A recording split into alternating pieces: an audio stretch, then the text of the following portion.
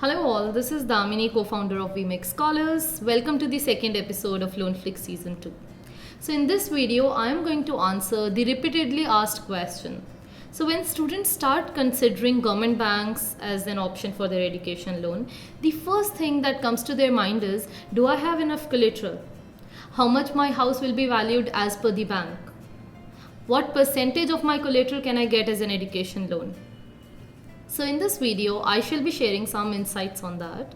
I will be covering the valuation details for all the kinds of collaterals, that is immovable properties like house, flat, land, and for the liquid securities like fixed deposit, insurance policies, government bonds, gold, mutual funds, etc.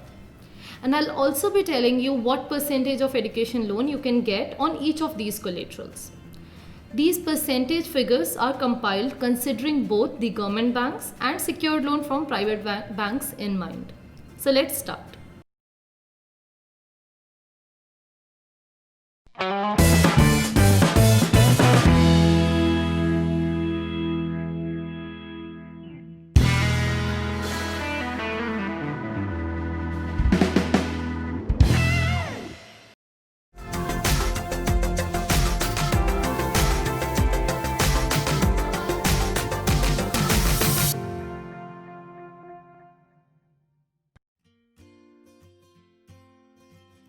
Let's talk about the valuation of immovable properties, that is house, flat, non-agricultural land and commercial properties.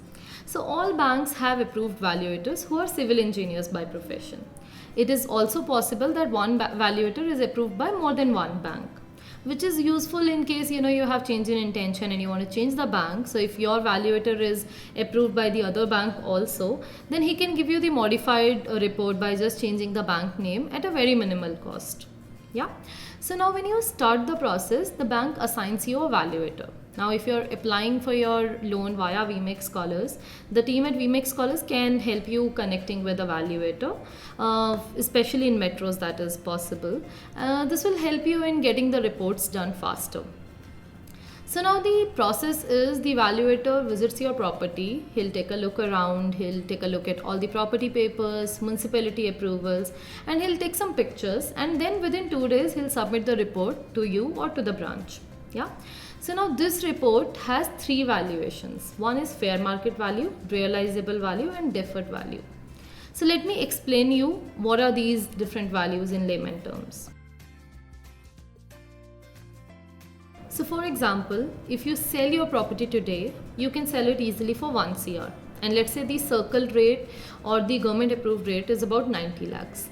In that case, the fair market value will be somewhere in between, that is 95 lakhs. So this is like a decent value which you shall be able to get if you sell your property. At the same time, the realizable value is the value which you should definitely be able to get if you sell this property. So it is generally about 80% of the fair market value. It can be a little up and down. So in current example, it will be about 76 lakhs. The third one is deferred value. So deferred value is the lowest value which you can definitely get. So they assume that what if like the whole building is destroyed in an earthquake or so, what is the least you can still sell it for? So this is about 60% of the fair market value as a thumb rule. So most banks consider realizable value for their loan calculation. The maximum any government bank can give you is 100% of the realizable value. But the general thumb rule is 70 to 80% of the realizable value can be approved as loan. So there is no formal procedure for the valuation of fixed deposits. So in case of FDs, the principal amount plus the accrued interest, that is the amount you put in FD plus the interest which is accrued till date, will be taken as the collateral value. So in this case also you can get a maximum 100% of the collateral value as an education loan. Please note that the amount which is given on FDs for the education loan changes from bank to bank.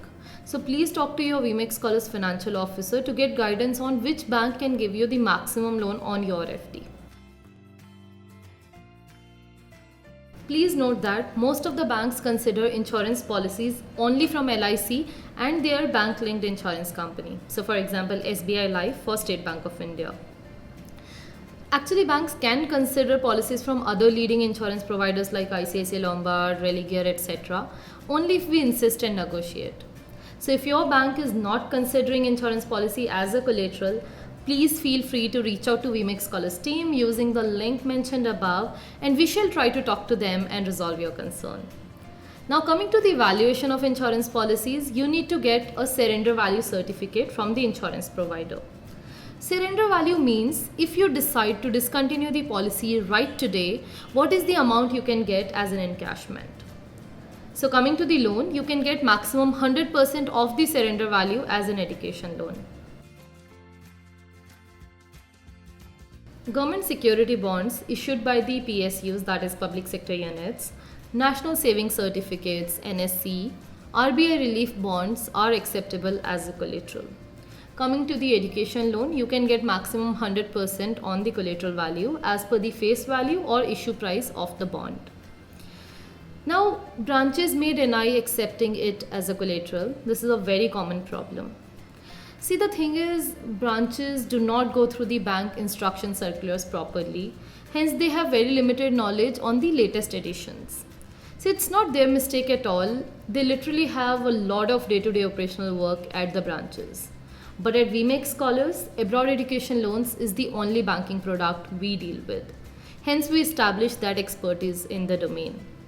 So please talk to your VMake Scholars financial officer to discuss further on this. You can get in touch with us using the link mentioned above. And for your information, all the services of VMake Scholars are completely free of cost. Please note that not all banks can accept gold and mutual funds as a collateral. So with gold, the thing is, only a few branches have the facility to value and store gold. So only those branches will be eligible for accepting gold as a collateral. So gold will be valued by the branch appointed appraiser, and you can get a maximum of 75% of the gold value as an education loan. Very few banks accept mutual funds and shares as a collateral, but please note that this is not an acceptable choice by any of the lenders. A lot of strict profile checks will be kept into picture if your collateral is mutual funds or shares. So please avoid keeping that as collateral. That's it for this video. I hope you got a clear picture of the valuation terms and how the loan amount is calculated on that. Many a times the bank will try to give you an amount which is lower than your eligibility because you don't understand these metrics. Hence, it is important for you to have some guidance on this. That's why I always suggest, please have a financial officer hand-holding you for the entire process. And you know what? All these services which VMake Scholars offer are completely free of cost, as the initiative is funded and supported by the Government of India under Digital India Initiative. If you have any questions, please don't hesitate to put it in the comments below and I'll get back to you for sure. You can request a call back from VMake Scholars team using the link mentioned above. And if you appreciate the effort we put in to bring this information out to you, then please subscribe to our channel and click on the bell icon to get regular updates. Do like the video and share it with your friends and colleagues who might be in need of funds for their abroad studies. Bye-bye for now. Don't forget to subscribe and click on the bell icon to never miss any updates from us.